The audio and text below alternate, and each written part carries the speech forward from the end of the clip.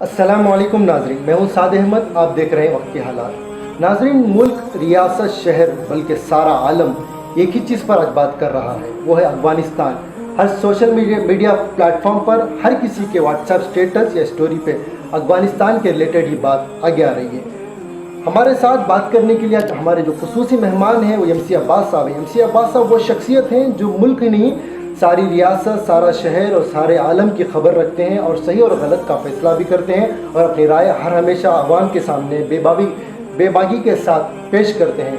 MC Abbas साहब, आज हमारा ख़ास सवाल आपसे ये है कि हर कहीं हर जगह पर अफ़गानिस्तान के ताल्लुक़ से बातें चल रही है। अफ़गानिस्तान में जो चल रहा है तालिबान सही है या गलत है, मैं ये आपसे जानना चाह रहा हूँ क्योंकि आप इस चीज़ में माहिर हैं, इस चीज़ में इल्म रखते हैं। क्या तालिबान सिर्फ एक ही ऑर्गेनाइजेशन है या इसके अंदर भी कुछ फ़िरक़े हैं या कुछ अलग अलग इसके अंदर भी चीज़ें सामने आ रही हैं?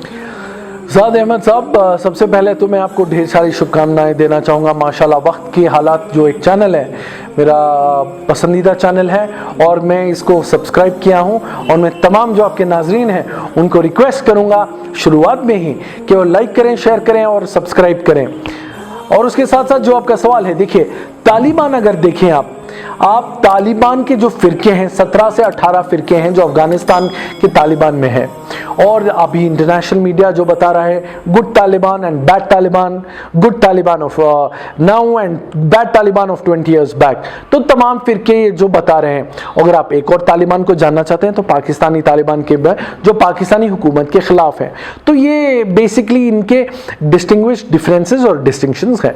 जी, तो अब्बास साहब, जिस तरीके से तालिबान, जिस तरीके से वहाँ कहा जा रहा है कि स्पेशली हमारे मुल्क में ये चीज़ क्रिएट की जा रही है कि तालिबान का ताल्लुक़ हिंदुस्तान के दारुल देवबंद से है, यहाँ की उसकी शाख है, यहाँ की चीज़ों पर वो फॉलो कर रहा है, ये कहाँ तक सच है? जी, मैं आपको बता दूं, ये मैं इस सब्जेक्ट पे माहिर हूँ। आपको बता दूं क्यों, क्योंकि मैं रोज़ प्राइम टाइम पे ये गोदी मीडिया चैनल्स में जाता हूँ और इनकी बैंड बजा कर आता हूँ। क्या है गोदी मीडिया? मोदी की गोदी में बैठी हुई मीडिया और RSS के नक्शे कदम पे चलने वाली, उनके डायरेक्शंस लेने वाली मीडिया। ये बेसिकली तालिबान को ये लोग हिंदुस्तानी मुसलमानों के साथ जोड़ नहीं सकते, ये बिल्कुल गलत है। तालिब कौन है? तालिब एक स्टूडेंट है, शागिर्द है, इनको हासिल करने वाला है। तालिबान इनका ग्रुप है, झुंड है। 20 साल पहले हाँ ये टेररिज्म करते हुए दिखाई दे रहे थे, ये सब कर रहे थे। 20 साल बाद ये लोग आए हैं, लोग जानना चाहते हैं कि ये लोग ये करेंगे या तब्दीली लाएंगे। हमें ये समझना चाहिए कि अफगानी तालिबान और हिंदुस्तान के जो मुसलमान हैं, दारुल उलूम हो, देवबंद हो, शिया हो, सुन्नी हो, बोरा हो, खोजाओ, इनसे कुछ भी लेना देना नहीं है। यहाँ के जो RSS के झुंड है, जो भाजपा के राइट विंग के झुंड है, ये लोग बताना चाहते हैं, इस्लामोफोबिया फैलाना चाहते हैं। अफगानी तालिबान और हिंदुस्तान के मुसलमानों का कोई लेना देना नहीं है। अब्बास साहब, तालिबान जैसे ही कब्जा करता है, एक्वायर करता है, ऑक्यूपाई करता है अफगानिस्तान को, ये चीज़ नज़र सामने आती है कि तालिबान जब एक्वायर करने के बाद कहीं बमबारी नहीं करता, कहीं फायरिंग नहीं करता, उसके बावजूद बहुत सारे लोग एयरपोर्ट में जमा हो जाते हैं। एयरपोर्ट में जो फ़्लाइट होती है उस फ्लाइट में पूरे भर जाते हैं और फ्लाइट के जो व्हील्स होते हैं उसके ऊपर चढ़ जाते हैं। लेकिन जैसे तालिबान एक्वायर करता है, ऑक्यूपाई करता है, फौरी तौर पर यह ऐलान करता है कि हम सबको माफ़ करते हैं, सबको हम हर चीज़ को नज़रअंदाज करते हैं और सबकी माफ़ी का ऐलान करते हैं। उसके बावजूद भी क्यों लोग भागने की कोशिश कर रहे हैं? देखिए, जो एक पैनिक का माहौल हो गया था, डर का माहौल हो गया था, लोगों को ये भी लग रहा था कि अभी औरतों का निरादर किया जाएगा, उनके साथ गलत किया जाएगा। और उसके साथ साथ जो तालिबान के खिलाफ जो इन्फॉर्मर्स थे गवर्नमेंट के, वो भी भागना चाह रहे थे। उनको लग रहा था उनकी जान खतरे में है, उनको मार दिया जाएगा।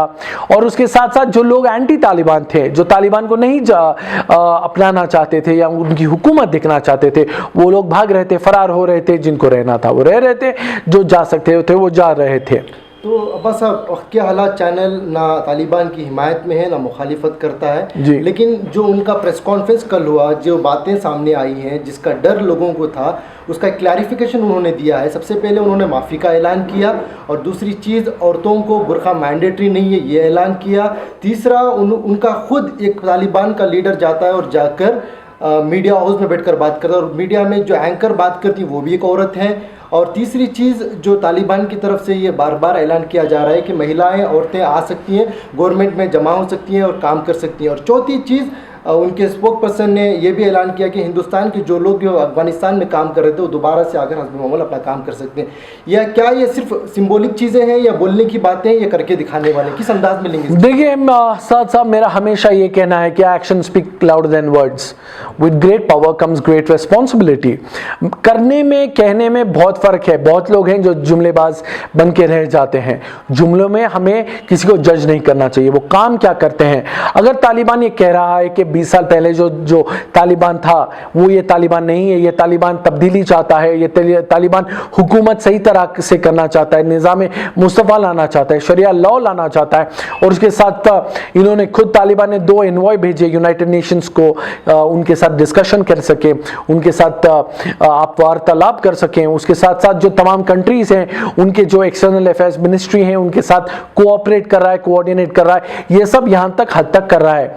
हिंदुस्तान का भी जो एक डर का माहौल हो गया था कि हिंदुस्तानी जो फंसे हुए हैं अफगानिस्तान में उनको अगर वापस लाना तो कैसे ला सकें।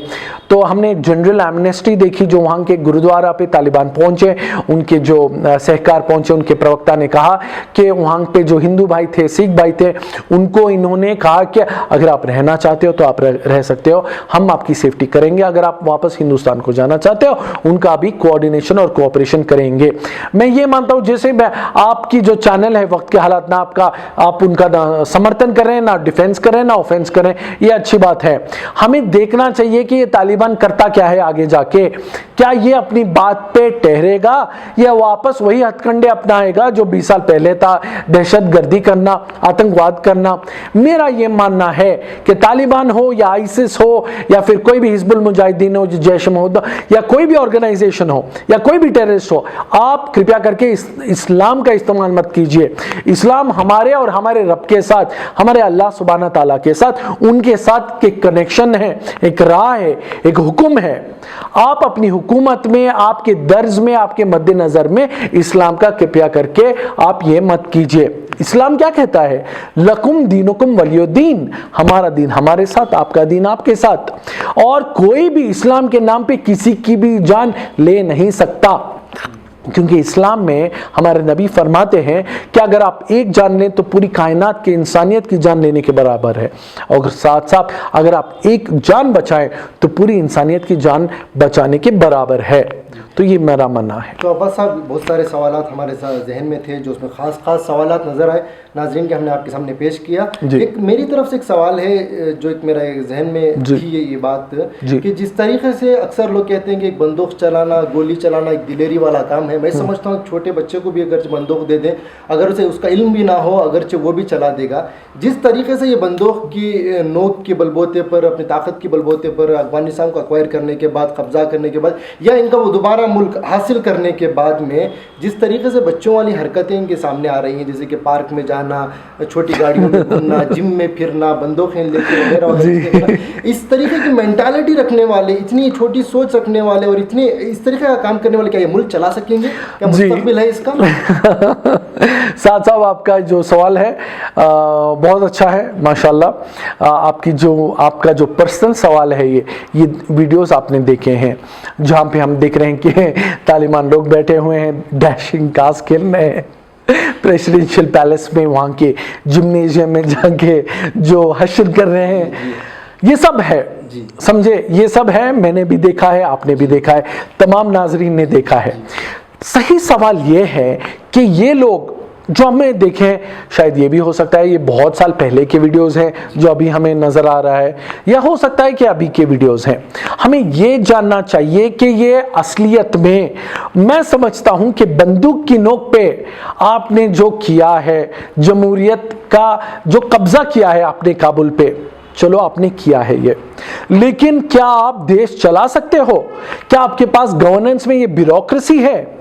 क्योंकि सिर्फ बंदूक लेके आपने आज़ादी, आपके हिसाब से, तालिबान के हिसाब से आपने आज़ादी ली है, लेकिन क्या आप चला सकते हैं मुल्क को? ये सवाल है जो एक लाजिम सवाल है जो अभी हमें देखा जाएगा।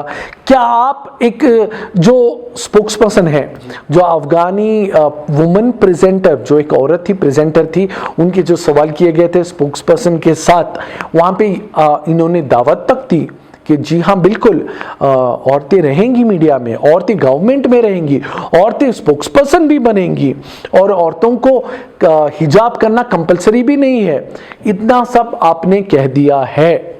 मैं समझता हूं इंटेलेक्चुअल आर्म की बहुत ज़रूरत है, नॉलेजेबल आर्म की ज़रूरत है, एक्सपीरियंस की ज़रूरत है। गवर्नेंस इतना आसान नहीं है कि डैशिंग कार चला लेना, बंदूक चला लेना, बिल्कुल भी नहीं। इनको इनका कम्युनिकेशन ऐसा होना चाहिए, बंदूक को दूर रखना चाहिए। हर प्रेस कॉन्फ्रेंस में, मीडिया में बंदूक की जरूरत नहीं है। कौन आके आपको अटैक करेगा? ये कोई नहीं करेगा। आपको बंदूक हटा के आपको एक सुकून का ऐलान करना चाहिए, एक आवाम में अमन शांति की आशा रखनी चाहिए। जी बस साहब, हमारा आखिरी सवाल ये है कि 1947 में जब हमारा मुल्क आज़ाद हुआ, आज़ादी से पहले जब अंग्रेज़ ने इस मुल्क को कब्ज़ा किया, इस मुल्क को एक्वायर करने की कोशिश की, कब्ज़ा करने की कोशिश की, तब जब उलमा की जानिब से एक फतवा आया कि हमारा मुल्क ग़ुलाम हो चुका है, हमें इनके ख़िलाफ़ जिहाद करना है, तो उस वक्त पर हज़ारों लाखों उलमाओं ने अपनी जानों के नजराने पेश किए, अपने मुल्क को बचाने की कोशिश की। तब मज़हब इस्लाम को बीच में नहीं लेकर आए, लेकिन तब मज़हब का एक हिस्सा बनाया कि इस वक्त मुल्क को बचाने के लिए, मुल्क को आज़ाद करने के लिए, हिंदुस्तान को आज़ाद कराना हर मुसलमान के ऊपर फ़र्ज़ है और करना फ़र्ज़ है। तो आज अफगानिस्तान को लेकर मुल्क हिंदुस्तान के अंदर जो पैनिक क्रिएट किया जा रहा है, जो डर पैदा किया जा रहा है, जो खौफ पैदा किया जा रहा है, ये कहाँ तक सही है? जो बहुत, मैं सोशल मीडिया नहीं कहता, बड़ी बड़ी जो मीडिया है हमारी, जो गोदी मीडिया भी कह सकते हैं उनको, वो सारे ये दिन ब दिन ऐलान कर रहे हैं कि मुसलमानों को से मुल्क को ख़तरा है, और जो तालिबान जो सोच लेकर अफगानिस्तान में आया है वो सोच हिंदुस्तान में भी आ सकती है। इसके ऊपर क्या नज़रिया है? देखिए, सबसे पहले मैं आपको ये बताता हूँ कि हमारा मज़हब क्या कहता है। जो इस्लाम कहता है कि अपने वतन से मोहब्बत करें, अपने वतन के लिए जान दें। हमें यह समझ सकता है चाहिए कि हमारा वतन हमारे लिए सब कुछ है, यह हमारा इस्लाम कहता है। अभी जो आपने एक खूबसूरत बात बताई है कि जो जब हमारा जो फ्रीडम स्ट्रगल था उसमें जो जिहाद था, जिहाद का माना क्या है? जिहाद एक स्ट्रगल है। जिहाद एक ऐसा स्ट्रगल है, हक और नाहक की लड़ाई है। जो ब्रिटिशर्स के खिलाफ हमारी लड़ाई थी, हक और नाहक की थी, हक और बातिल की थी। जो मुहर्रम का जो महीना है, यजीद बातिल है, हक इमाम हुसैन है, ऐसी लड़ाई है। और आगे बढ़ के अगर हम देखेंगे तो यहाँ पे आरएसएस का इस्लामोफोबिया फैलाने का एजेंडा है। ये दिखाना चाहते हैं कि इस्लाम तालिबान को जोड़ देना चाहते हैं, लेकिन ऐसा बिल्कुल भी नहीं है।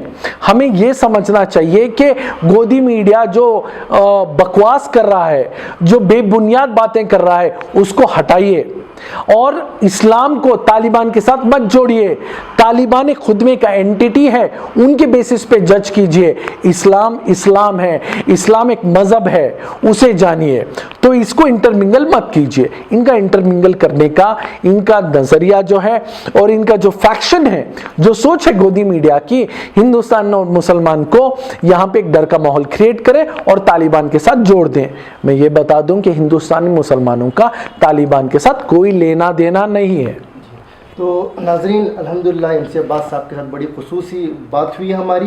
बहुत सारे सवालात थे और हमारे करने के, फिर भी अल्हम्दुलिल्लाह बहुत कीमती वक्त था एमसी अब्बास साहब का जो हमें मिला। तो नाजरीन, मेरी अपील है तमाम हिंदुस्तानियों से, बरादरान वतन से, जहाँ इस्लाम है वहाँ आतंकवाद नहीं हो सकता, जहाँ आतंकवाद है वहाँ इस्लाम नहीं हो सकता। बिल्कुल। इस्लाम एक पीस, एक ह्यूमैनिटी, एक इंसानियत का मज़हब है, इंसानियत को बचाने का मज़हब है, और बिला लिहाज मज़हब हर इंसानियत की खिदमत करने वाले का नाम मज़हब इस्लाम है। तो जज़ाकल्लाह खैर, हमारी इन सारी बात को सुनने के लिए एमसी अब्बास हम बहुत शुक्रगुजार हैं कि आपने अपना कीमती वक्त दिया। जज़ाकल्लाह खैर। अस्सलामु अलैकुम वरहमतुल्लाहि वबरकातुहू।